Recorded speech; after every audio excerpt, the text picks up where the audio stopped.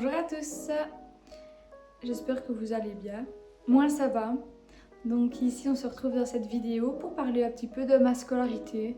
Je me suis dit que ça pouvait être un sujet intéressant étant donné que tout le monde peut encore changer de métier une fois qu'on a le diplôme ou tout simplement si vous êtes jeune et que vous avez envie de découvrir un petit peu mon parcours pour savoir si vous voulez vous orienter vers le travail social ou pas, parce que je suis éducatrice spécialisée.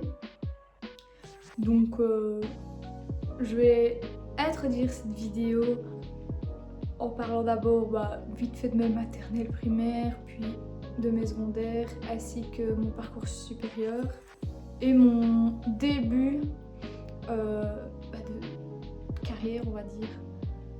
Ça ne fait que 6 mois que je suis diplômée, mais pourquoi pas en parler, parce qu'on n'en parle pas beaucoup, je trouve, de cette transition et de cette phase-là. Je viens d'un petit village dans la province de Liège et en fait je fais mes primaires et mes maternelles dans la même école, car c'était une école qui était communale, dont j'ai pu faire mes 9 ans là-bas.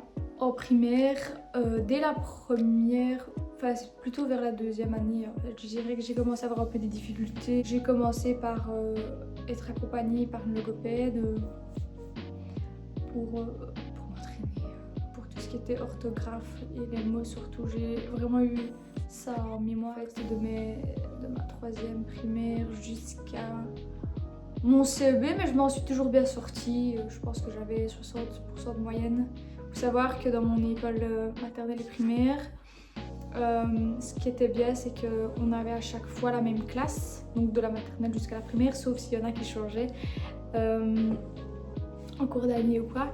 Mais du coup, j'avais tout le temps les mêmes copains, les mêmes camarades. Ma classe n'a pas tellement changé. Et ce que je voulais dire, c'était qu'on avait tout le temps la même prof. Du coup, c'était une petite école. Donc, à chaque fois, on avait la même prof pour les 2 années. Donc, style première année et la deuxième, c'était les mêmes profs qui donnaient cours. Et si vous voulez, on avait parfois cours quand on était en deuxième avec les premières, mais alors c'était par demi-classe. Donc, on avait du travail pour faire des exercices sur la matière. Et pour les plus grands, à chaque fois, la prof, elle scindait le travail en deux. Même chose pour troisième et quatrième, c'est tous de la même classe avec la même prof, c'est juste qu'elle répartissait bien le travail. Et pour la cinquième et la sixième aussi. Quand j'étais en sixième primaire, là, j'ai eu mon CEB du premier coup. Je n'ai pas doublé en fait dans tout mon parcours. J'ai toujours réussi mes années. Donc je me suis inscrite dans une école secondaire dans le village d'à côté en fait de ma commune.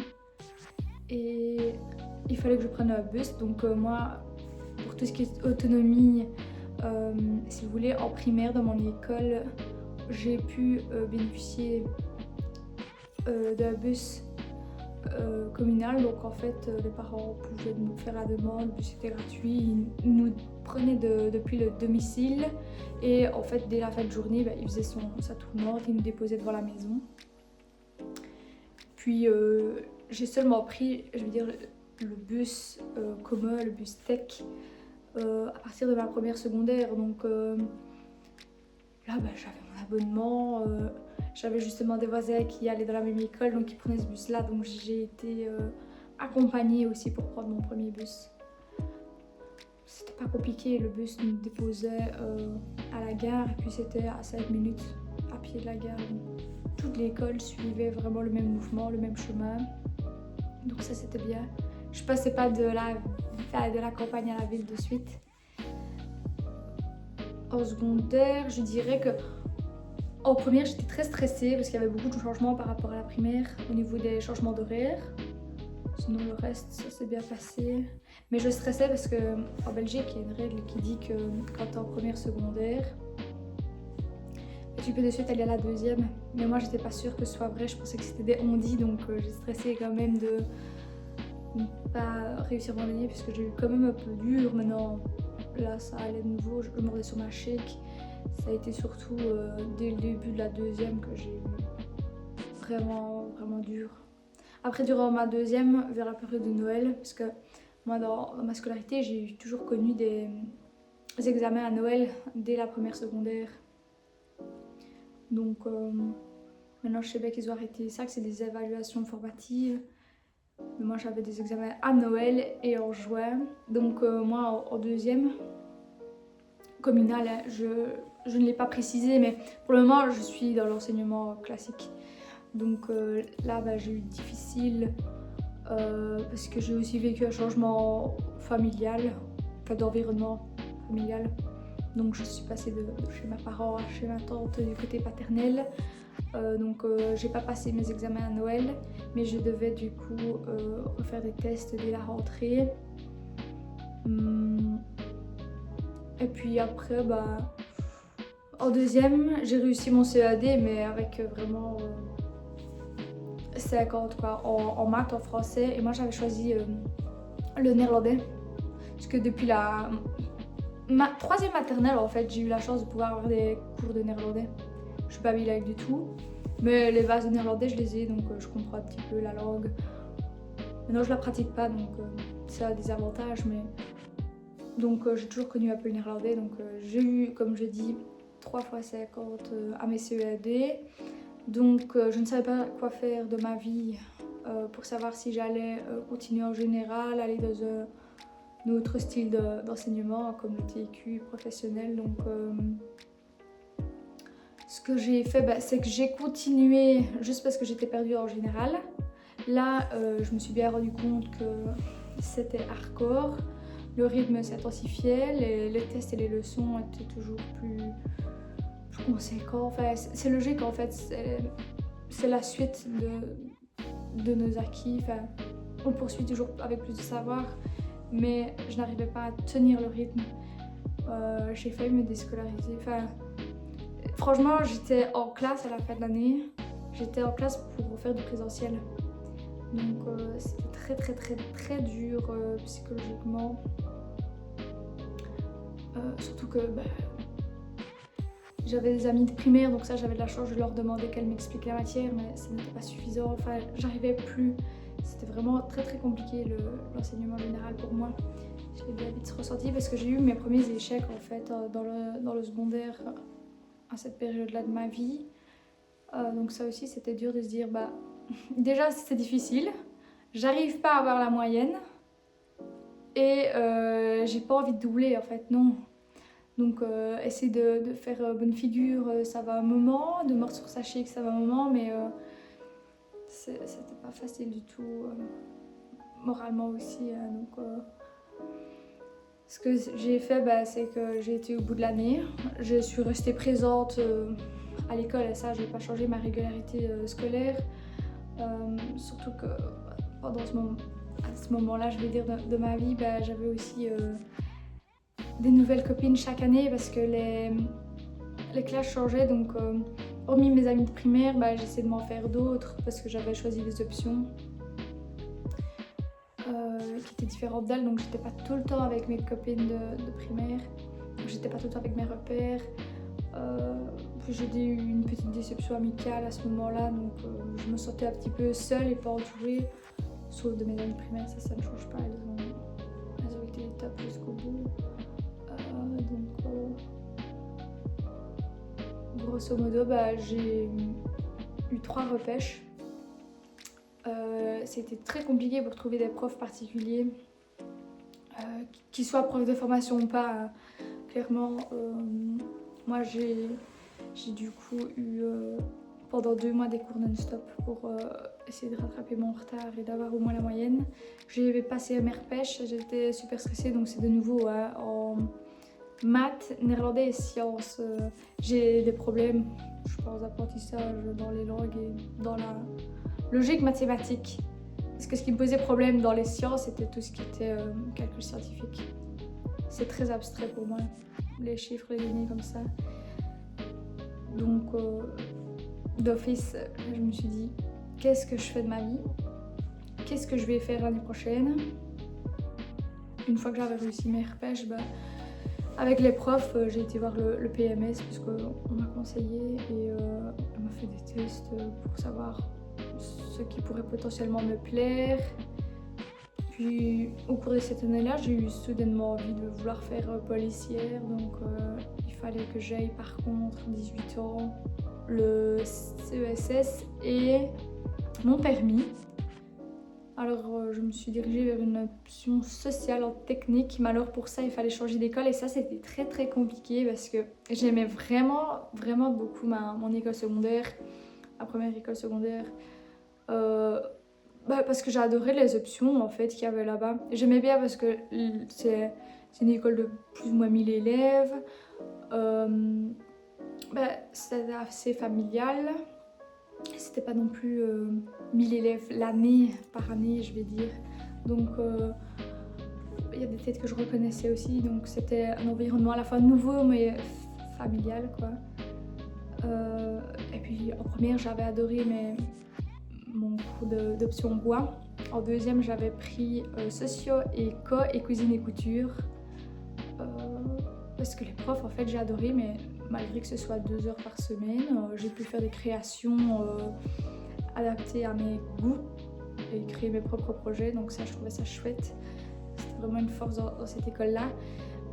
Maintenant, pour que j'aille en technique pour la 4e, est-ce que ça on peut faire la transition entre la 3e et la 4e? Je ne voulais pas spécialement changer, aller en professionnel de suite parce que ce qu'ils proposaient c'était de l'enseignement technique, professionnel. C'était pas une option qui m'intéressait, surtout que là dans cette école on apprenait beaucoup l'allemand et il y avait beaucoup de bilingues. Donc c'était plus vers l'allemand, tandis que moi j'avais appris beaucoup le néerlandais. Je voulais pas non plus changer, réapprendre une langue parce que pour moi le néerlandais est quand même un peu plus simple je pense que l'allemand. Donc ce que j'ai fait, je me suis un peu intéressée aux autres écoles aux alentours et après j'étais dans un autre établissement où là c'est une école qui était encore un peu plus loin au niveau des trajets. Je devais prendre le 2e bus matin et soir, pas que quand j'avais fini plus tôt et que je voulais rentrer chez moi et gagner 1 heure de temps là. Non, c'était vraiment 2 bus à chaque fois entre des communes, des villages. Donc l'école elle était très bien aussi là-bas. C'était en fait des anciens bâtiments, je crois où il y avait des frères, c'était un truc un peu catholique comme ça. Non, c'était éloigné de tout ce qui est ville. Et là, les élèves, c'est des élèves aussi de campagne, donc assez familial. Là, il y avait plus de terrain, enfin, il y avait plus de cours au niveau de l'espace par rapport à la première école que j'avais fait, donc je me sentais moins à l'étroit. Au niveau des options, dans cette école-là, si vous voulez, ils ne proposent que l'enseignement immersion générale et technique. Donc il y avait technique, comptabilité, et moi j'ai été en animation pour obtenir après mon CESS. Et je vais vous parler maintenant un peu plus en profondeur des stages que j'ai fait en secondaire. Donc en secondaire, quand j'étais en 4e technique, quand on passe de la 3e à la 4e, enfin de la 3e générale à la 4e technique, j'ai eu beaucoup plus facile que ce soit dans les maths, le néerlandais et les sciences. Parce que je pense qu'on va en fait, on va directement dans le sujet des matières, mais on ne s'attarde pas sur tous les détails, toutes les complexités, les diversités des méthodes scientifiques, mathématiques et tout. Par rapport au général, donc j'ai vu ma moyenne monter dans ces matières-là, donc j'ai jamais eu d'échec dans les 4e, mais j'ai dû faire des premiers rapports de stage et là en fait j'avais dû faire un stage en... que je ne dise pas de bêtises. Ah oui, c'était dans un centre avec des enfants, dans un centre d'activité quand c'était les congés. Donc j'ai dû faire un stage d'observation. Moi j'avais fait ça à Artistouille. En fait ce sont 2 animatrices qui proposent des ateliers créatifs, donc style des bricolages, des peintures, avec vraiment des méthodes particulières, donc, et des matériaux aussi qui coûtent et qu'il faut utiliser d'une certaine manière. Donc je fais ça. Bon, c'était pendant les vacances qu'il fallait faire le stage scolaire. Et après en 5e, là j'ai vu le niveau quand même s'intensifier parce que j'ai connu la période Covid entre ma 4e secondaire et ma 5e secondaire. Donc là c'était plus hard parce qu'il fallait tenir le rythme de l'école mais à distance avec tous les nouveaux logiciels qu'ils proposaient et tous les cours qui se donnaient par vidéo en direct avec toute la classe ou par mail. Donc là on pouvait travailler comme on voulait, sauf à certaines heures il fallait être présent en vidéocam. Donc là il fallait être assidu. Je trouvais ça bien parce que ça changeait un petit peu les méthodes qu'on a l'habitude d'utiliser à l'école, donc de se présenter à 100% à l'école. Mais c'était pas non plus évident parce qu'on se laissait quand même plus vite distraire, je trouvais. Mais donc j'ai quand même eu un peu de difficultés en maths et en sciences pour ça, mais je me suis rattrapée. Et puis j'avais une super classe en technique. On a aussi des plus petites classes qu'en général, donc ça aide énormément pour la concentration, pour avoir les explications du prof, ça change beaucoup. Donc la qualité de l'enseignement est encore mieux. Et en 5e, donc là j'avais dû faire un stage. J'avais été à Dimension Sport et c'était aussi pendant les vacances scolaires. C'était un stage sportif cette fois-ci, pas artistique. Et j'ai réussi mon année en 5e. Enfin, j'étais méga stressée, hein, mine de rien. Mais je tenais le coup. Une fois arrivée en réto, il faut savoir que entre ma 5e, je pense, et ma 6e, moi je travaillais déjà dans le Ricard en dehors de l'école. Donc c'est pour ça que j'ai aussi eu un peu difficile. En fait, j'étais quand même une élève super stressée. Je voulais faire tout pour avoir les meilleurs points possibles, mon maximum. Parce que je me disais, bah, tu passes de général à technique, il faut au moins qu'en technique tu excelles. Donc, hormis ma moyenne de 60% que j'ai maintenue en général, là je voulais un petit peu avoir plus, donc 70, 80. Mais pour ça, il fallait quand même d'AIT. Et quand on devait travailler en tant qu'étudiant et en même temps gérer sa scolarité dès les secondaires, ça c'est aussi un autre rythme à prendre quand on ne sait pas dire non au travail aussi. Mais ça c'est des choses qui s'apprennent et qui se font avec l'expérience. Donc j'ai mordu sur ma chèque aussi durant toute ma réto. Là j'ai dû faire un stage, j'ai dû faire un stage de 3 semaines. Là c'était dans un accueil, dans un hébergement pour personnes handicapées. J'ai adoré. J'avais peur parce qu'on était obligé de se trouver un stage soi-même cette fois-ci. Et il fallait faire signer les papiers, il fallait être dans les délais. Donc ça c'était un peu hard. Puis il fallait énormément s'entraîner aussi. Il y avait une grosse pression pour la qualification. Parce qu'on ne fait pas le TFE, nous on disait c'est un TFQ. Parce que on devait se baser sur le stage pour faire un rapport rapport de stage, mais dont on a été chercher aussi des infos sur internet sur un thème aussi, sur un sujet, donc il fallait le développer, il fallait travailler l'oral. J'ai été tellement stressée pour cet oral, j'arrivais pas à me détendre, j'arrivais pas à être naturelle moi-même. J'étais genre quand moi je suis stressée et que je devais présenter l'oral, je ne savais plus respirer. Enfin, à chaque fois, c'est comme si je parlais et que j'avais plus d'air, donc c'est trop particulier. Ça se voit, mon corps, il est tordu. Il est tordu. C'est horrible. Mon jury avait eu un peu du mal à me voir parler parce qu'ils avaient très mauvais pour moi. Mais j'ai réussi ma qualif sans sans repêche, sans quoi que ce soit. Ils faisaient même une remise de diplôme du meilleur parcours, ça je l'ai eu. Puis il y avait aussi dans cette école-là des joggings. Et il faut savoir que quand j'étais dans ma première école secondaire, en troisième, j'avais choisi... qu'est-ce que j'avais fait? Ah oui, j'avais choisi option sport et j'avais eu des cours d'anglais. Donc quand j'avais option sport dans ma première école, là c'était garçons et filles mélangés. Et j'avais fait le triathlon. Et alors quand j'ai changé d'école et que j'ai été dans une autre école avec un peu moins d'élèves là-bas, mais je suis arrivée en cours de sport et en fait j'avais des super bonnes compétences parce qu'à chaque fois quand il fallait faire le jogging, j'étais la première de mon année, donc avec toutes les options mélangées, enfin immersion générale et technique. Donc je me sentais fière de moi parce que je me dis, au-delà de juste être la première, je représente aussi les TQ, quoi.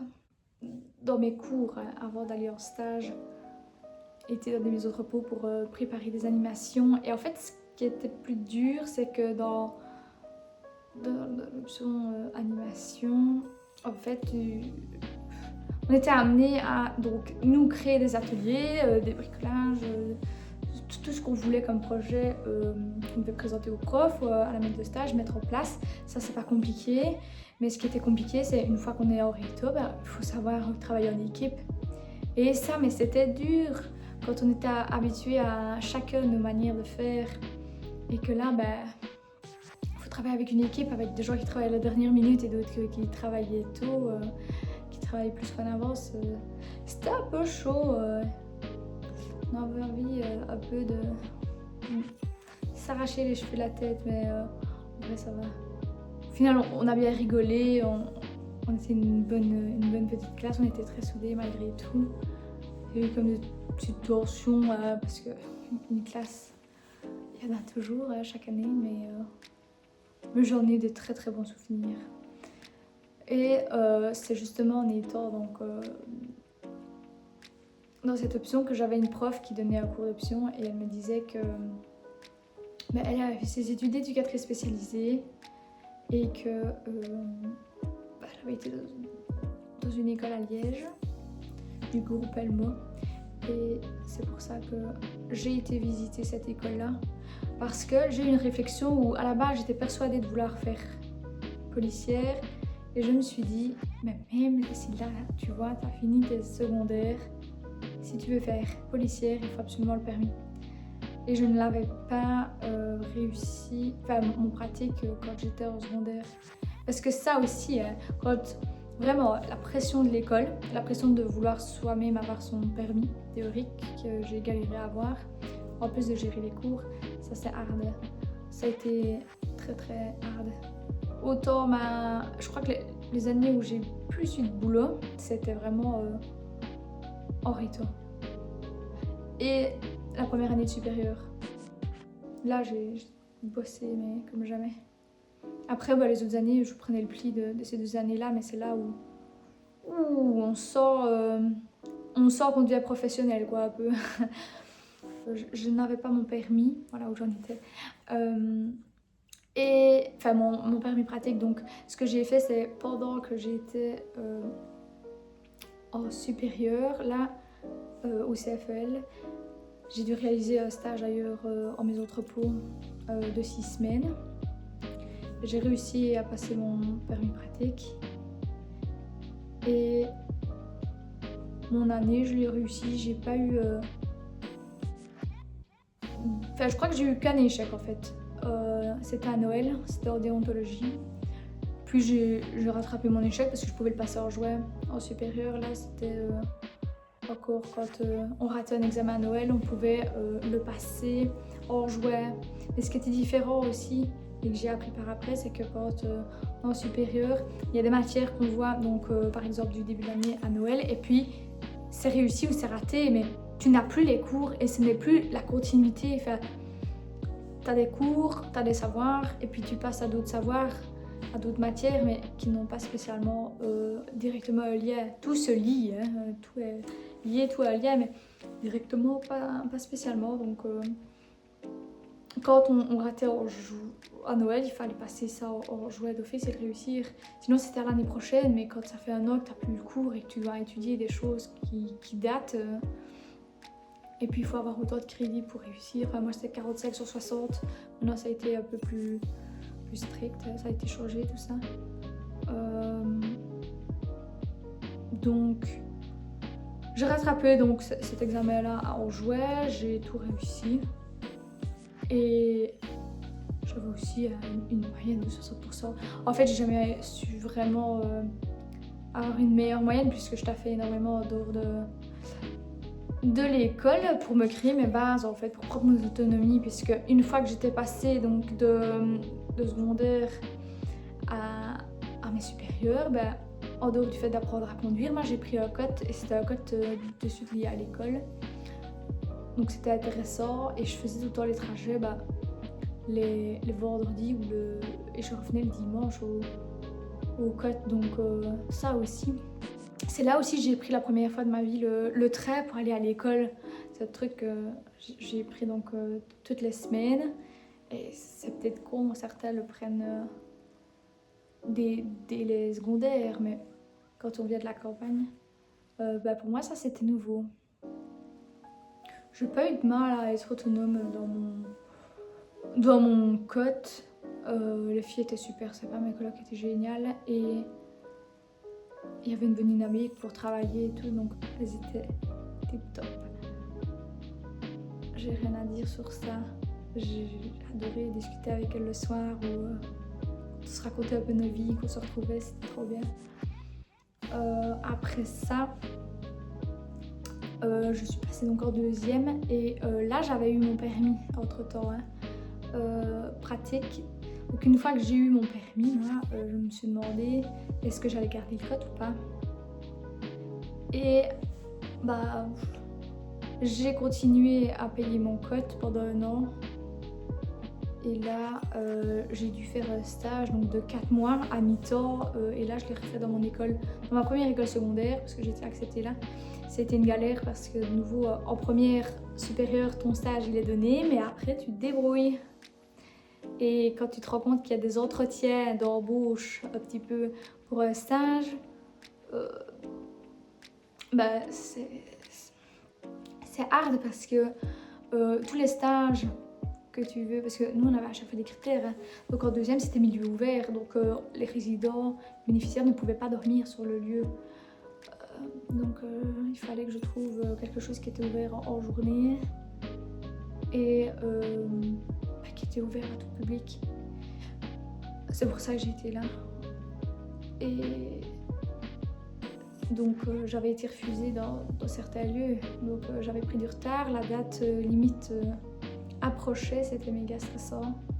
Ça stressait autant que les études en soi, donc entre gérer les cours théoriques plus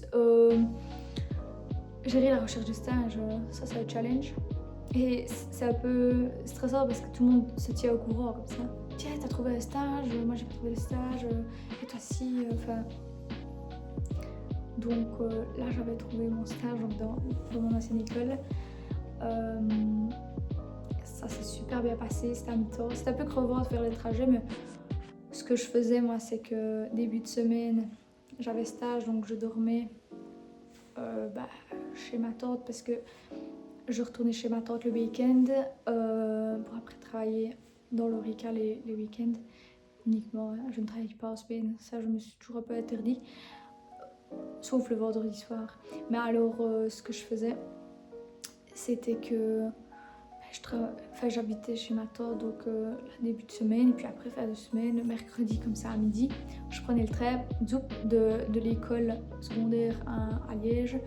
J'allais prendre le train, hop, je faisais le trajet et j'avais des cours le mercredi après-midi alors que l'avant-midi j'étais en stage, donc ça c'était aussi une bonne cadence que je menais et c'était tout le temps courir après tout.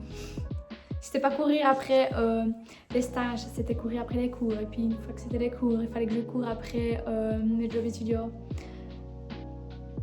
Et je réussis mon stage, j'ai réussi mon année. Là, ouais, je pense tout réussi les premiers coups dans mes souvenirs. Et en troisième, j'ai dû faire le choix. Donc là, c'était sûr que je ne gardais pas le cote. J'avais mon permis, j'avais acheté ma première voiture. Donc je l'ai matriculée sans problème dès ma deuxième, enfin milieu de ma deuxième. Là, j'ai dû me faire des recherches de stage pour un stage de 6 mois. Et là, j'avais fait dans un SRG, donc c'est un foyer pour les jeunes placés par le juge. C'était hard comme stage, car c'était déjà long et les objectifs étaient plus durs que conséquent parce qu'on était censé être engagé, par exemple pour travailler, donc c'était pas là pour observer, donc il fallait être actif et montrer ses compétences à mort. J'étais méga stressée parce qu'en fait là où j'ai été, le foyer était super bien géré entre nous, je vais dire, mais ce qui m'a stressée, c'est que d'un point de vue logistique, ils avaient dû mettre beaucoup de personnes qui travaillent là depuis des années, qui sont engagées au CDI, et ils ont dû les mettre en récup, enfin en congé, enfin je sais pas comment expliquer ça, les retirer, enfin retirer les heures pour en donner à des nouveaux travailleurs, car en fait quand on travaille au foyer, il y a beaucoup d'heures qui sont consacrées pour les voyages avec les jeunes, tout simplement pour des vacances scolaires. J'aimais bien leur mentalité parce qu'il y avait tout un aspect écologique, il y avait tout un aspect faire découvrir aux jeunes ce que les autres enfants vivent. Il y avait vraiment une recherche de mettre du lien de la famille, des enfants. Et il y avait concrètement aussi tout un travail sur le projet du jeune, qu'est-ce qu'il veut faire dans sa vie plus tard, s'il veut se mettre en autonomie et tout. Enfin, en fait, j'ai adoré parce que moi-même, je me suis mise en autonomie, seule. Donc, une fois que j'ai eu mon permis et tout, et que j'ai été en troisième, là, j'ai emménagé et j'avais fait des travaux dans la maison de mon papa qui n'y habite plus parce qu'il est placé. Et alors, je devais moi-même gérer les travaux, mon installation chez mon papa, et refaire les travaux qu'il fallait parce que la maison n'était plus habitable, et avec mon copain parce que j'avais rencontré travailler au restaurant, donc moi-même je m'installais, que les jeunes s'installaient parfois même en autonomie, donc dans des appartements gérés par parfois des CPS. Donc ça m'a donné beaucoup de force, beaucoup d'expérience. Je suis très contente maintenant. Je n'ai pas voulu travailler là de suite après, ou même en tant qu'étudiante pour les grandes vacances, parce que je ne voyais plus du tout ma famille. C'était très compliqué de faire le trajet, c'était à 1 heure de route. Parce que comme je vous l'ai dit, moi, quand tous les lieux de stage où il y avait une gare et des bus, c'était vite sollicité, donc il fallait prendre sa voiture, il fallait se débrouiller pour arriver au stage. Donc là, j'ai réussi, j'ai eu vraiment difficile pour mon TFE parce que je me foutais une pression de malade, et puis en fait, je croyais que j'étais quelque part, mais en fait, j'étais nulle part. J'en avais marre aussi des études, j'avais envie de travailler, c'était très compliqué quand on se met dans un mode de vie où en fait on rentre dans la vie active, donc on emménage, parce qu'après il faut les revenus, donc ça c'était très compliqué de me dire j'achète tous ces meubles là, toutes mes bases je les ai, mais il n'y a plus les revenus, parce que toutes mes économies ont fondu dans mon aménagement, puis dans l'entretien de ma voiture.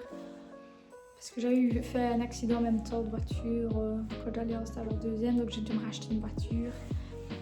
Et ça a été, je m'en suis remise, mais c'est beaucoup de stress et beaucoup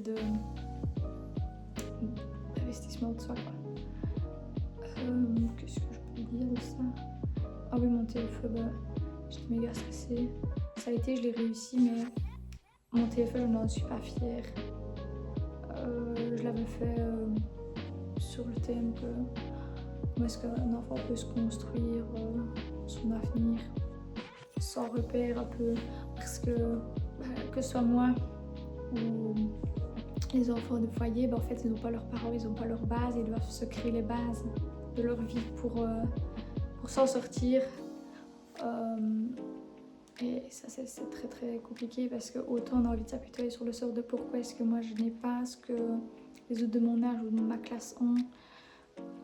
Mais d'un côté, faut travailler pour et rien à faire, sans faisant des heures et gagner un peu des sous. Alors je reviens sur ces affaires que on s'en sort et qu'on peut mettre ces projets en concret, quoi. Je suis très contente d'avoir fait des études supérieures parce qu'avec le recul, je suis contente d'avoir fini mes études parce que c'est quand même super stressant. Parce que, hormis ici, on a des parents qui ont les moyens, qui nous paient des vacances, qui nous mettent bien, qu'on est chez papa et maman, mais quand même, je trouve que c'est du stress. Quand on doit se prendre en charge à 100% en même temps, je suis vraiment choquée de tout ce que j'ai pu faire malgré mon jeune âge en fait avec le recul. Mais pour moi j'avais des objectifs et il fallait que je les atteigne, sinon ça n'allait pas le faire. J'allais être déçue de moi, j'allais avoir une mauvaise image de moi. Et donc j'ai pas beaucoup profité de mon adolescence pour me détendre, c'était vraiment juste pour être rentable, pour mieux vivre une fois que j'avais fini les études. Parce que dans ma dernière année d'études supérieures, un petit peu ma deuxième, j'avais en même temps accumulé donc un job dans l'ORECA, mais j'ai travaillé dans les entrepôts, donc ça c'était chouette parce que j'avais emménagé complètement chez mon père en troisième, donc j'avais pu aller dans la maison entrepôt juste en face et être engagée là comme étudiante, donc dans l'équipe animation. J'adore cette maison entrepôt, la qualité des bénéficiaires. En fait, moi concrètement, je remarque que ce soit pour une recherche de stage ou une recherche d'emploi, il faut vraiment privilégier la qualité de l'institution. Et il y a vraiment toutes des recherches à faire, mais quand on est stressé par le timing, on ne se fie pas vraiment à la qualité d'une institution. Moi, je suis tombée sur des bons endroits de stage où on était bien encadré, donc j'ai eu beaucoup de chance, mais je sais qu'une fois que l'équipe ne t'encadre pas, que tu n'as pas un bon maître de stage et que l'équipe te voit mal, c'est très compliqué, quoi. Mais une fois qu'on tombe dans des bons endroits avec des bonnes personnes, ça ne peut qu'aller bien, quoi. On réussit, on est encouragé, c'est le top. Donc là, j'en suis à un point où quand j'ai fini mes études supérieures, en fait, j'ai directement été prise comme remplaçante dans mon école, ma première école secondaire, là où j'avais fait mon stage en deuxième année, et j'ai adoré et j'adore toujours. C'est ça qui est chouette, c'est que j'ai pu du coup être élève là-bas, j'ai pu être stagiaire et remplaçante. Donc ce que j'ai fait, c'est que parce que mon contrat s'est terminé pour temps plein, puis j'ai fait un deuxième remplacement en 3/4 temps, puis troisième à temps plein mais d'une semaine, et là j'ai 7 heures par semaine, donc j'ai beaucoup de chance, je suis très reconnaissante de bien tomber de nouveau. Et j'ai pu essayer de repostuler ailleurs, donc j'ai vraiment postulé là où j'ai aimé être en stage et là où les institutions sont de bonne qualité. Maintenant, je vous avoue, je pourrais aussi postuler là où il y a des annonces, c'est ce que j'ai fait. J'ai eu 2 entretiens d'embauche qui n'ont pas abouti. C'est pour ça aussi, je me suis dit, lance-toi un peu sur les réseaux, t'en as toujours voulu. Et j'ai un minimum d'assurance, de confiance en moi. Je me dis que j'ai eu beaucoup de combats et un bon parcours. Je me suis bien débrouillée, donc si jamais il fallait affronter des critiques ou des remarques, je serais plus équipée pour faire abstraction de ça en me disant qu'est-ce que la personne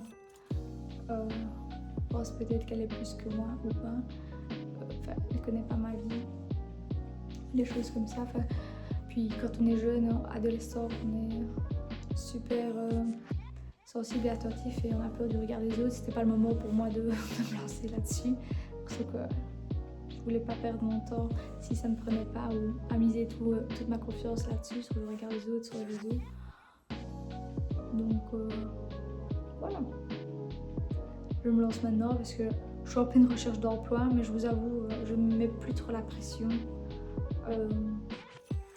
Je me dis que si je dois trouver travail, là où j'ai fait des candidatures spontanées, si quelqu'un me rappelle, il me rappelle parce que j'ai eu des opportunités quand j'étais encore en remplacement. Je ne les ai pas saisies parce que ça ne valait pas la peine, parce que chaque fois j'étais prolongée. Donc au lieu de travailler là que 3 mois en tant que remplaçante, j'ai pu y rester 6 mois, voire maintenant jusqu'à la fin de l'année parce que j'ai 7 heures par semaine. Donc à chaque fois ça se prolonge. Maintenant, rien n'est assuré pour l'avenir, mais c'est ça, il faut faire des choix parfois quand on recherche de l'emploi. On ne sait pas si ça va être temps plein, mi-temps, quart-temps, tiers-temps.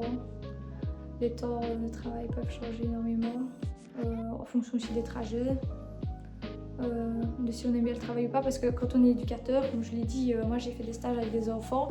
J'ai fait un petit stage dans le secteur de l'handicap et je fais un stage en maison de repos avec des adolescents donc en école. Et j'ai aussi une expérience à SRG, mais les horaires peuvent tellement varier, les secteurs sont tellement aussi variés que c'est pas facile. Il faut savoir choisir son public et savoir aussi choisir ce qu'on aime ou pas. Moi j'adore les maisons de repos, les personnes âgées, elles m'apportent beaucoup. Comme les jeunes, j'aime beaucoup les ados. Donc moi franchement le secteur scolaire, secondaire et maisons de repos, c'est mes préfs. Maintenant il y en a qui adorent l'handicap. Un éducateur n'est pas réduit à travailler dans l'handicap, mais... Et il y a des stagiaires qui sont parfois même envoyés en crèche en première année. Ça c'est encore différent. Et on n'est pas toujours pris en crèche, spécialement quand on cherche un emploi. Puisque toutes les institutions ne font pas appel à des éducateurs, puis la vision de l'éducateur aussi change d'un secteur à l'autre, d'une institution à l'autre. Donc si jamais vous avez envie de savoir un peu plus sur le métier ou quoi, n'hésitez pas à me poser des questions, j'y répondrai si je sais. Et je pense que je vais clôturer la vidéo juste ici. Je vous remercie d'avoir regardé toutes mes explications. J'espère que je n'ai pas trop été éparpillée parce que ça c'est un sujet qui revenait tout le temps quand j'avais des retours de stage. Et je vous dis merci beaucoup. N'hésitez pas à vous abonner si ça vous tente. Et je vous dis à bientôt.